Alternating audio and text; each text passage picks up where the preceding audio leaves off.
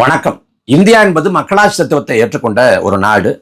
மக்களாட்சி தத்துவத்தை ஏற்றுக்கொண்ட ஒரு நாட்டில் மக்களுக்கான உச்சபட்ச ஆயுதம், அதிகாரம், வாய்ப்பு, கையிருப்பு எல்லாம் வாக்கு மட்டும்தான். இந்த வாக்குரிமையை நம்ம சாதாரணமாக பெறலை. இந்த நாட்டில் நடைபெற்ற முதல் பொது தேர்தலில் 1920 நடக்குது. அந்த 1920 நடக்கிற பொது தேர்தலில் எல்லோருக்கும் வாக்குரிமை இல்லை. யார் படித்தவங்களோ, யார் பட்டதாரியோ, யார் மிராஸ்தாரோ, யார் நிலக்கிழாரோ, யார் செல்வந்தரோ, யார் சமூகத்தில் செல்வாக்கு பெற்றவரோ அவங்களுக்கு மட்டும்தான் வாக்குரிமை இருந்துச்சு. அன்றைக்கு நாட்டோட மக்கள் தொகை 30 கோடி. ஆனால் வாக்குரிமை பெற்றவங்க வெறும் 60,000 பேர் தான். குறிப்பாக பெண்களுக்கு சுத்தமாக வாக்குரிமை கிடையாது. அதுக்கும் பிறகு சுதந்திரம் பெற்ற நாட்டில் மக்களாட்சியாக அந்த நாடு வடிவமைக்கப்பட்ட பிறகு வயது வந்த எல்லோருக்கும் வாக்குரிமை அப்படின்னு உறுதி செய்யப்பட்டுச்சு. இந்த நாட்டில் சட்டத்தின் முன் அனைவரும் சமம் என்று சொல்லப்பட்டாலும் அவ்வாறு நடத்தப்படுறதில்லை. சாதிய ஏற்றத்தாழ்வுகள், வர்க்க முரண்பாடுகள், அதிகார பின்பலம் கொண்டவங்க, சாமானிய மக்கள்னு பல ஏற்றத்தாழ்வுகள், மாறுபாடுகள் அப்படின்னு இருக்கு. எல்லோரும் சரிசமம் நடத்தப்படக்கூடிய ஒரு இடம்னா அது வாக்கு போற இடம் தான்.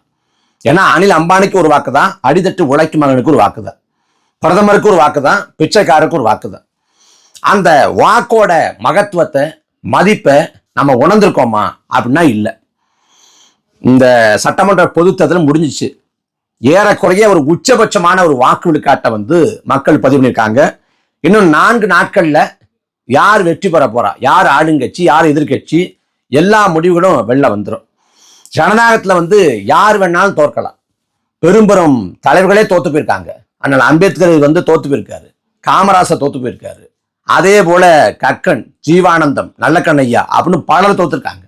மக்களுக்காக போராடி இரோம் சிரம்பலா தோத்து போயிருக்காங்க. ஜனநாயகத்துல யார் வேணாலும் தோற்கலாம், ஆனா ஜனநாயகம் தோற்கக்கூடாது. பெருந்தலைவர் காமராசர் தோத்து போனப்ப அவர் வீட்டு வாசல்ல தொண்டர்கள்லாம் குமுறி குமுறி ஆடுறாங்க, கண்ணீர் வடிக்கிறாங்க, ஒப்பாறு வைக்கிறாங்க. காமராசர் புன்முறுவல் பூத்துக்கிட்டு வெளில வர்றாரு. ஒரு சாதாரண சீனிவாசன் ஒரு பொடி பையன் நாடறியப்பட்ட என்ன தோக்கடிக்க முடியும்னா இதாண்டா ஜனநாயகம், நான் தோற்றுக்கலாம், ஜனநாயகம் வென்று விட்டது அப்படின்னார். தன் தோல்விய ஜனநாயகத்தின் வெற்றின்னு வர்ணிச்சார். அந்த ஜனநாயகம் இன்னைக்கு உயிர்ப்போடு இருக்காங்கிற கேள்வியை வைக்க வேண்டியிருக்கு. இன்னைக்கு ஜனநாயகம் சாகடிக்கப்பட்டுச்சு. இந்த ஜனநாயக அமைப்பு முறைக்குள்ள அடித்தட்டு உழைக்கும் மக்கள், அன்றாடங்காட்சிகள், தினக்குடிகள், வேளாண் குடிமக்கள் வீட்டு பிள்ளைகள், நெசவாள வீட்டு பிள்ளைகள், பாமர வீட்டு பிள்ளைகள் இவங்கெல்லாம் அதிகாரத்துக்கு போக முடியாதுங்கிற நிலையை 2 புறம் திராவிட கட்சிகளும் இங்க உருவாக்கிச்சு. 2 கட்சிகளும் கட்சிக்கு நிலையை கடந்து கம்பெனிகளா மாறிடுச்சு. ஒரு சட்டமன்ற தொகுதிக்கு அதிகபட்சமா செலவு பண்ணலாம் தேர்தல் ஆணையம் வச்சிருக்கக்கூடிய உச்சவரம்பு 40 லட்சம். 40 லட்சம் தான் ஒரு சட்டமன்ற வேட்பாளர் சட்டமன்ற தொகுதிக்குள்ள செலவு பண்ணலாம். அந்த 40 லட்சத்தை தாண்டி ₹1 கூடுதலா செலவு பண்ணாலும் அது லஞ்சம், அது லாவணியம், அது முறைகேடு, அது ஊழல். ஆனா இங்க திமுக, அதிமுக ஒரு சட்டமன்ற தொகுதிக்கு சராசரியாக 25 கோடிகளை செலவு பண்ணது. 25 கோடிங்கிறது சராசரி, மிக குறைந்தது. அது 50 கோடியாக, 60 கோடியாக, 80 கோடியாக உயரக்கூடிய தொகைகளும் உண்டு. அப்ப இவ்வளவு கோடிகளை கொட்டி வச்சு வர்றாங்கன்னா அவங்க மக்கள் சேவையாற்றுவாங்களா, நாளைக்கு கொள்ளடிப்பாங்களாங்கிற கேள்வி மிக எளிதா எழுப்பலாம். ஒரு சட்டமன்ற உறுப்பினரோட தொகுதி மேம்பாட்டு நிதியே 15 கோடி தான். ஆண்டு ஒன்றுக்கு 3 கோடி, 5 ஆண்டு சேர்த்து 15 கோடி.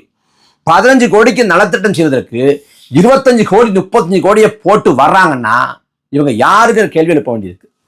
அதுவும் இந்த தேர்தலில் இந்த பறக்கும் படை அப்படின்னு ஒரு வெட்டு இருக்கு. அதுவே கண் துடைப்புக்கு தான் வேலை பார்க்குது. அந்த பறக்கும் படை பிடித்த பணம், பரிசு பொருள் போன்றவற்றோட மதிப்பே 1000 கோடி. எப்படி 1000 கோடி? அப்ப இந்த தேர்தல் களத்துக்குள்ள திமுக, அதிமுக எவ்வளவு கோடிகளை கொட்டி வச்சிருப்பாங்க? பல்லாயிரம் கோடிகள் இந்த தேர்தல் காலத்துல புழங்குச்சு. மக்கள்கிட்ட கருத்தை சொல்லி, கொள்கையை சொல்லி, கோட்பாட்டை சொல்லி, செயல் திட்டங்களை சொல்லி, மக்களோட நம்பிக்கையை பெற்று, நன்மதிப்பை பெற்று வாக்களா பெற திமுகவும் அதிமுகவும் முயற்சி பண்ணல. ஆளக்கூடிய திமுக நாங்க இந்த மாதிரி சாதனை பண்ணியிருக்கோம், இதோட பயன்களை நீங்க அனுபவிச்சிருக்கீங்க, அதை தொடரணும்னா எங்களுக்கு ஓட்டு போடுங்க அப்படின்னு திமுக கேட்கல. அதிமுக கடந்த காலத்துல இந்த மாதிரி ஆட்சியை கொடுத்திருக்கோம், அந்த மாதிரி ஆட்சியை மறுபடியும் தருவோம், அதனால எங்களுக்கு ஓட்டு போடுங்க அப்படின்னு கேட்கல. பரப்புரை முடியுது 24 மணி நேரத்துக்கு முன்னாடி.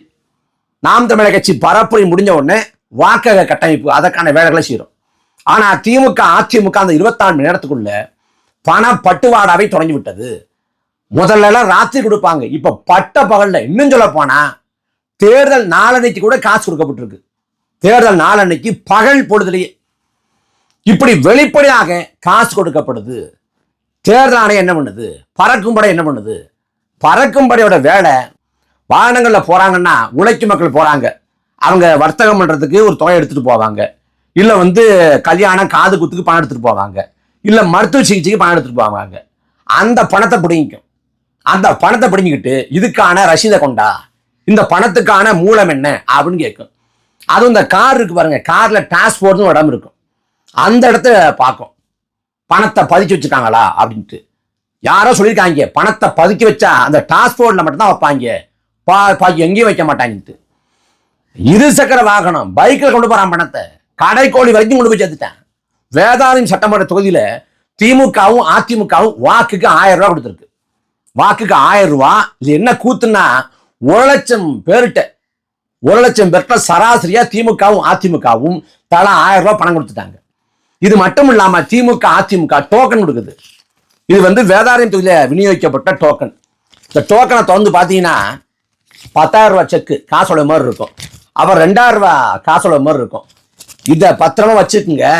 அதிமுக ஆட்சி அமைஞ்ச உடனே இதை கொடுத்தீங்கன்னா 12,000 ரூபாய்க்கு நீங்க பொருட்களை வாங்கிக்கலாம், இல்ல காசை வாங்கிக்கலாம்னு ஆசை காட்டி வெளிப்படையாக இந்த டோக்கனை அதிமுக விநியோகம் பண்ணுது.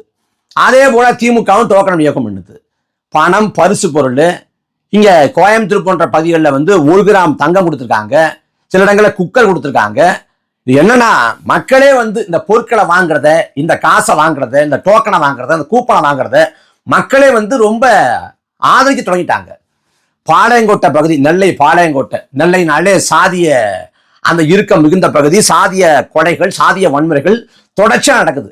அந்த நெல்லை பாளையங்கோட்டையில பக்கத்து தெருவுக்கு காசு கொடுத்தாங்க, எங்க தெருவுக்கு காசு வரல, காசை வாங்கி கொடுக்குன்னு சொல்லிட்டு மக்கள் போராட்டம். அதே போல தேனி பெரிய குளத்துல அந்த வார்டு காசு வந்துச்சு, இந்த வார்டு காசு வரல அப்படின்னு போராட்டம். பெரம்பூர்ல காசு அங்க கொடுத்தீங்க, எங்களுக்கு ஏன் தரமாட்டேங்கிறீங்க, நாங்க இழிச்சவாங்களா அப்படின்னு திமுக கேட்டு பெரம்பூர்ல மக்கள் சண்டை போட்டுருக்காங்க. இதுல காசு கொடுத்த கட்சிகள் அப்படின்னு வகைப்படுத்தோம்னா திமுக, அதிமுக, காங்கிரஸ், பாஜக, இந்த தூய சக்தியின் கிளம்புனா அப்படி இல்லை. தமிழக வெற்றி கழகம், தமிழக வெற்றி கழகமும் பல இடங்கள்ல காசு கொடுத்துருக்காங்க. குறிப்பா அண்ணன் சீமான் போட்டியிடக்கூடிய காரைக்குடி தொகுதியில அங்க போட்டியிடுற காங்கிரஸ், அமமுக, தாவேக எல்லாரும் காசு கொடுத்துருக்காங்க. 500 ரூபா, 1000 ரூபா, 2000 ரூபான்னு சராமாரியாக எல்லாரும் காசு கொடுத்துருக்காங்க. அதே போல தமிழ்நாடு முழுக்க பாக்குறப்ப நான் போட்டியிட்ட வேதாரண்யம் சட்டமன்ற தொகுதியில தாவேக காசு கொடுத்த மாதிரி தெரியல. ஆனா அங்கங்க பெண்ணாகரத்துல, தர்மபுரியில எங்கெங்க வாய்ப்பு இருக்கோ அங்கெல்லாம் தாவேகாவும் வாக்குக்கு காசு கொடுத்திருக்கிறது.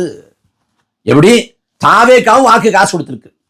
திமுக, அதிமுக அவன் இவ்வளவு ஆண்டுகள இந்த அயோக்கியத்தனத்தை பண்றான். ஆனா முதல் தேர்தலையே அதே அயோக்கியத்தனத்தை தாவேகாவும் செய்கிறது. இது ஒரு பக்கம் இருக்க. திமுக, அதிமுக, தாவேகா இவங்க காசுறாங்க. சரி, இவங்க எப்படிப்பட்ட ஆட்கள் அப்படின்னு புரிஞ்சு கொள்ள முடியுது. நாங்கள் பாட்டாளி வர்க்க சர்வாதிகாரத்தை அமைக்க பாடுபடுறோம், நாங்க விளிம்புநிலை மக்களோட உயர்வுக்காக பாடுபடுறோம், நாங்க சுரண்டலை எதிர்க்கிறோம், நாங்க வர்க்க முரண்பாட்டை களைய முயற்சி பண்றோம், ஏழை பணக்காரங்கிற இந்த வர்க்க முரண்பாடு களையப்படணும், எல்லோருக்கும் எல்லாம் கிடைக்கப்படணும், ஏழை ஏழையாய் கொண்டே இருக்கான், பணக்காரன் பணக்காரனாய் கொண்டே இருக்கான், இந்த முறையை ஒழிச்சு எல்லோருக்கும் எல்லாம் கிடைக்கணும், ஒரு சோசியலிச சமூகம் படைக்கணும் என்று பேசக்கூடிய கம்யூனிஸ்டுகள் யாரு? தமிழ்நாட்டை சேர்ந்த கம்யூனிஸ்டுகள். அவங்க போட்டி போடக்கூடிய தொகுதிகளில் காசு கொடுக்கப்பட்டிருக்கிறது. என்னோட சொந்த தொகுதி திருத்துறைப்பூண்டி. அந்த தொகுதியோட சட்டமன்ற உறுப்பினர் அண்ணன் மாரிமுத்து. எளிமையான பின்பலம் தான் அவரை பார்க்குறப்ப. ஆனா அந்த மாரிமுத்து அவர்கள் தொகுதிக்குள்ள மக்களை செஞ்சு குறைய கேட்டாரா? மக்களோட கவலை என்ன, கண்ணீர் என்ன, தேவை என்ன, நிறை என்ன, குறை என்ன அப்படின்னு கேட்டாரானா இல்லை. தொகுதியை ஒரு முன்னுதாரணமான தொகுதியாக வளர்த்தெடுத்தாரா, மாற்றினாரா, தொகுதியோட உட்கட்டுமானத்தை உருவாக்கினாரானா இல்லை. எல்லோரையும் போலதான் திமுக, அதிமுக போலதான் கம்யூனிஸ்ட் எம்எல்ஏக்கணும். அதன் விளைவாக கம்யூனிஸ்டுகள் தோக்கக்கூடிய சூழல் இருக்கு அப்படின்னு சொல்லிட்டு திருத்துறைப்பூண்டி சட்டமன்ற தொகுதியில், கீழ்வேலூர் சட்டமன்ற தொகுதியில், அப்புறம் இன்ன பிற இடங்கள்ல கம்யூனிஸ்ட்ல எங்கெங்க போட்டி போட்டாங்களோ அங்கேயும் வாக்கு காசு கொடுக்கப்பட்டிருக்கு. அப்ப வாக்கு காசு கொடுப்பதில்ல. திமுக, அதிமுக, காங்கிரஸ், பாஜக, அமமுக, தாவேக, கடைசியா கம்யூனிஸ்ட்களும் சேர்ந்துட்டாங்க. அப்ப இந்த தேர்தல் காலத்துல வாக்குக்கு ₹1 காசு தராம மக்களை நம்பி கொள்கையை சொல்லி கோட்பாட்டை சொல்லி செயல் திட்டங்களை விளக்கி சமூக அவலங்களை எடுத்துரைச்சு நாட்டு நடப்ப பேசி மக்களை அரசியல்படுத்தி வாக்களை பெறக்கூடிய ஒரே கட்சி நாம் தமிழர் கட்சி மட்டும்தான். நாம் தமிழர் கட்சி இந்த தேர்தல் காலத்துல பெறக்கூடிய வாக்குகள், நாம் தமிழர் கட்சி இந்த தேர்தல் காலத்துல ஈட்ட போகிற வெற்றி எல்லாமே ஜனநாயகத்துல மக்களாட்சியில ஒரு மறுமலர்ச்சி, உண்மையிலே ஜனநாயகத்தை உயிர்ப்போடு வைத்திருக்கக்கூடிய ஒரு புத்தளிச்சு பாய்ச்சல்னா நாம் தமிழர் கட்சி செலுத்த போகிற நாம் தமிழர் கட்சிக்கு மக்கள் செலுத்திய வாக்குகள் தான். ஏன்னா காசு கொடுத்து நம்ம மக்களுக்கு எந்த நல்லதும் பண்ண தேவையில்லை, நாம எதுவுமே பண்ண தேவையில்லை, எந்த சேவையும் ஆற்ற தேவையில்லை. நாம காசு கொடுத்து வாக்களை பெற்றலாம். அதுவும் சில இடங்கள் எப்படின்னா தனிநபருக்கு காசு தரதில்லை, ஒட்டுமொத்தமா ஒரு கிராமம் இருக்கும், அந்த கிராமத்துக்கு 10 லட்சம் அப்படின்னு விலை பேசி ஒருத்தர்கிட்ட ஒட்டுமொத்தமா 10 லட்சத்தை பணத்தை கொடுத்துறது. அவர் பணத்தை பட்டுவாடா பண்ணிட்டு அந்த ஒட்டுமொத்த வாக்களையும் பெற்றுக் கொடுத்துருவார். ஒட்டுமொத்த ஊருக்கே விலை பேசக்கூடிய நிலைமையெல்லாம் இருக்கு. அப்ப இந்த தேர்தல் காலத்துல காசு கொடுக்காம, பணம் கொடுக்காம, பண பட்டுவாடா செய்யாம, பரிசு பொருளை விநியோகம் பண்ணாம, டோக்கனை கூப்பனை நம்பாம, தத்துவத்தை சொல்லி கொள்கையை சொல்லி கோட்பாட்டை சொல்லி வாக்களை பெற்ற ஒரே கட்சி நாம் தமிழர் கட்சி மட்டும்தான். அதை நெஞ்ச நிமிர்த்தி திமிரோடு கருவத்தோடு பெருமிதத்தோடு உறுதியா சொல்லலாம்.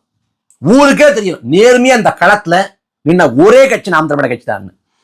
அண்ணன் சீமான் அவர்கள் எங்கெங்க போக முடியுமோ இந்த கிடைக்க பெற்ற இந்த ஒரு 40 நாட்கள்ல எவ்வளவு பேச முடியுமோ அவ்வளவு பேசியிருக்காங்க. அதாவது ஒரு நாளைக்கு 6 இடம் 7 இடம் அப்படின்னு வாகன பரப்புற பொதுக்கூட்டத்தில் 45 நிமிஷம் 1 மணி நேரம் குறைந்தது. அதுல காணொலி போட்டு மேலை நாடுகள்ல உட்கட்டமான எப்படி இருக்கு, அங்க கல்வி எப்படி இருக்கு, பொருளாதாரம் எப்படி இருக்கு, அங்க மருத்துவம் எப்படி இருக்கு அப்படின்னு மக்கள்கிட்ட ஒரு கல்லூரியோட பேராசிரியர் போல மக்கள் மன்றத்துல அண்ணன் சீமான விளக்கி பேசினாங்க. அதே போல அண்ணன் சீமானால பேச முடியல, தொண்டை கட்டிடுச்சு, தொடர்ச்சியா பேசுறதால தொண்டை புண்ணாயிடுச்சுனா கூட அதை பத்தி கவலைப்படாம தொடர்ச்சியா பேசினாங்க. வேதாரத்துல அண்ணன் சீமான் பேசுறப்ப மணி 9:15 3/4 மணி நேரம் தான் பேச முடியும். அண்ணா 1 மணி நேரம் பேசினாங்க, அதாவது 10:15 வரைக்கும் பேசினாங்க. வழக்கு போட்டாலும் போட்டுக்கொள்ளட்டும் அப்படின்னு சொல்லிட்டு எல்லா இடங்களையும் அவ்வளவு அண்ணன் சீமானால எவ்வளவு முடியுமோ அதை தாண்டி தன் சக்திக்கு அப்பாறுபட்டு இந்த களத்துல பரப்புரை செஞ்சு உழைச்ச தலைவன் அண்ணன் சீமான் தான். அப்படிப்பட்ட அசாத்தியமான உழைப்பு, நினைச்சு பார்க்க முடியாத உழைப்பு, தன்னை முழுதுமா அதுக்கு அர்ப்பணிச்சுட்டு கொஞ்சம் கூட பரவாயில்ல, பேசுற வரைக்கும் பரவாயில்ல போதும் அப்படின்னு நினைக்காம, எதுலையுமே நிறைவு அடையாம திரும்ப திரும்ப மக்களை சந்திக்கக்கூடிய வாய்ப்பு இருக்கிற இடத்துலாம் அதிகப்படியா மக்களோட பேசி கருத்துக்களை கொண்டு போய் சேர்த்து அப்படி வாக்களை உண்மையா அறுவடை செய்யற ஒரே தலைவன் அண்ணன் சீமான் தான். ஆனா இங்க திமுக, அதிமுக, தாவேக, கம்யூனிஸ்டுகள், அமமுக எல்லாரும் முறைகேடு பண்ணி லஞ்சம் லாவணியம் செஞ்சு அவன் வாக்களை பெற முயற்சி பண்றான். நாம் தமிழர் கட்சி பொறுத்த வரைக்கும் மற்ற கட்சிகள் வாக்கு காசு கொடுத்தது. ஆனா நாம் தமிழர் கட்சிக்கு பொதுமக்கள் மனம் அவங்க காசு கொடுத்தாங்க. ஒரு பரப்புரைக்கு போறோம், வேதாரண்யத்துல ஒரு பரப்புரைக்கு போறோம், ரொம்ப உழைக்கும் மக்கள் வாழக்கூடிய பகுதி. ஒரு 1/2 மணி நேரம் இங்க பேசின பிறகு ஒரு அம்மா கொண்டாந்து ₹500 காசை கொடுத்துட்டு போறாங்க. நல்லா தெரியுது அந்த அம்மாவுக்கு ₹500 காசுங்கிறது ஒரு நாள் 12 மணி நேரம் உழைச்சு பெறக்கூடிய ஊதியம், பெரிய காசு. ஆனா அந்த அம்மா கொடுக்குறாங்க. அதே போல வாகன பரப்புரை போயிட்டு இருக்கிறப்ப ஒரு வாகனம் பின்தொடர்ந்து இருசக்கர வாகனத்துல கணவன் மனைவி குழந்தையோட ₹150 காசு எடுத்து தர்றாங்க. ₹150 காசை கொடுக்கறதுக்கு குறைச்சலான காசா இருக்கு அப்படின்னு தயங்கலை, கொடுக்குறாங்க. ஏன்னா எனக்காக தான் நீ உழைக்கிற, எனக்காக தான் பேசுற, இந்த கட்சி எனக்காக தான், என்னால வர முடியல, களத்துல நிற்க முடியல, என்னால முடிஞ்ச பங்களிப்பு வச்சுக்க அப்படின்னு தமிழ்நாடு முழுக்க நாம் தமிழர் உறவுகளுக்கு பொதுமக்கள் காசு கொடுத்தாங்க. வாகனத்தை மறிச்சு அந்த முந்திரி பழம் இருக்கு நாங்க சாப்பிட்டு போங்க, இல்ல ஒரு வெள்ளரிக்காய் இருக்கு சாப்பிட்டு போங்க. திமுக அதிமுக தருவாங்களா? திமுக அதிமுக மறிச்சு தண்ணி சாப்பிட்டு போங்கப்பா, தண்ணி குடிச்சிட்டு போங்கப்பா அப்படின்னு சொல்லுவாங்களா? ஏன்னா இந்த பிள்ளைகள் மக்களுக்காக மண்ணுக்காக உண்மையா உளப்பூர்வமா அப்பழுக்கிட்டு உழைக்கிறாங்க, அவங்களுக்கு நம்ம ஏதாவது பண்ணணும் அப்படின்னு வாக்கு காசு வாங்குற ஒரு பக்கம் வாங்குற மக்களுக்கு கூடிய அதே சமயத்துல இன்னொரு பக்கம் இந்த பிள்ளைகளை ஆதரிக்கக்கூடிய ஒரு கூட்டம் தொடர்ந்து ஆதரிக்குது, தொடர்ந்து ஊக்குவிக்கிறாங்க. பரப்புரையோட கடைசி 3 நாள் 4 நாள் இருக்குன்னு நினைக்கிறேன். அந்த சமயத்துல ஒரு கோயில்ல சாப்பிட்டு ஓய்வு எடுத்துட்டு இருக்கோம். அப்ப உன்னை பார்க்கணும்னு சொன்னாங்க அப்படின்னு சொல்லிட்டு சொல்றாங்க. போனா ஒரு அம்மா நிற்கிறாங்க. ஒரு 65 வயசு 70 வயசு இருக்கும் அந்த அம்மாவுக்கு. அவங்க அம்மா சொல்றாங்க, அந்த அம்மா சொல்றாங்க, தம்பி நான் இந்த வீட்டில் வேலை செய்கிறேன், இந்த வீட்டில் வேலை செய்கிறேன்னு வீட்டை காமிக்கிறாங்க. என்கிட்ட ஒரு 4 வாக்கு இருக்கு, எனக்கு தெரிஞ்சு 4 வாக்கு இருக்கு. இந்த 4 வாக்கு நான் உங்களுக்கே போடுறேன், நீங்க ஜெயிச்சு வந்துருவிய எனக்கு தெரியும். எனக்கு வீடு இல்லை, இந்த கோயிலாம் நான் படுத்திருக்கேன். நீங்க ஜெயிச்சு வந்த பிறகு எனக்கு ஏதாவது பண்ணுங்க, ஒரு வீடை ஏற்பாடு பண்ணி தாங்க அப்படின்னாங்க.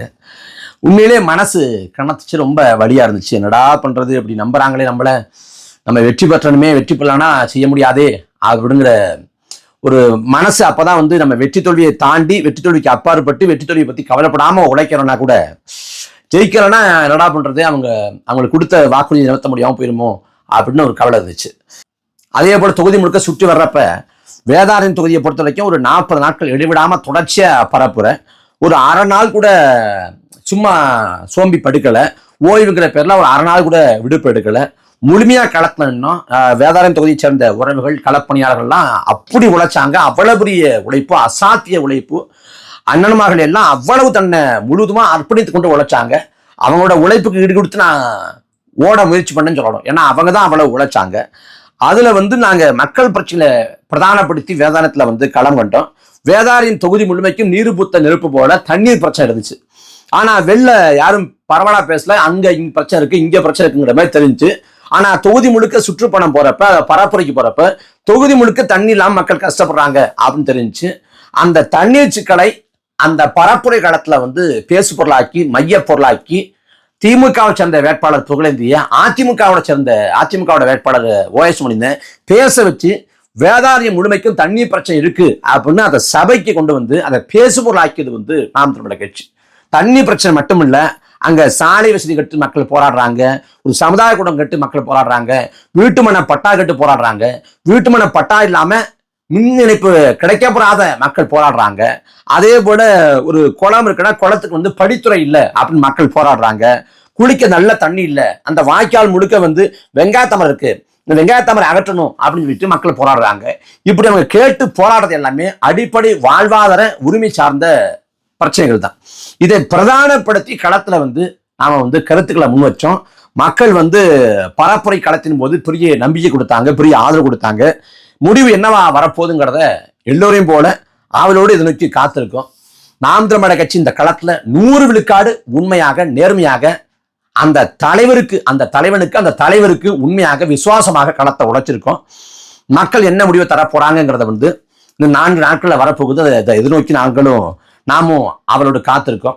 வள்ளுவன் சொன்ன வாக்கியம்தான், தெய்வத்தான் ஆகாதெனினும் முயற்சி தன் மெய்வர்த்த கூலி தரும்னா. உறுதியாக நாம் தமிழர் கட்சி இந்த தேர்தல் களத்துல முன்னோக்கி நகரும், அறுவடை செய்யும். அதை 4ஆம் தேதி வரக்கூடிய தேர்தல் முடிவுகள் வந்து பறைசாட்டும் அப்படிங்கிற அசைக்க முடியாத நம்பிக்கையில நாம் தமிழர் பிள்ளைகள் நிற்கிறோம். உறுதியாக மக்கள் நம்மளை ஆதரிப்பாங்க, அங்கீகரிப்பாங்க, ஏற்றுடுவாங்கங்கிற நம்பிக்கை இருக்கு. உறுதியாக நாம் வெல்வோம். அதை இந்த தேர்தல் முடிவுகள் சொல்லும்.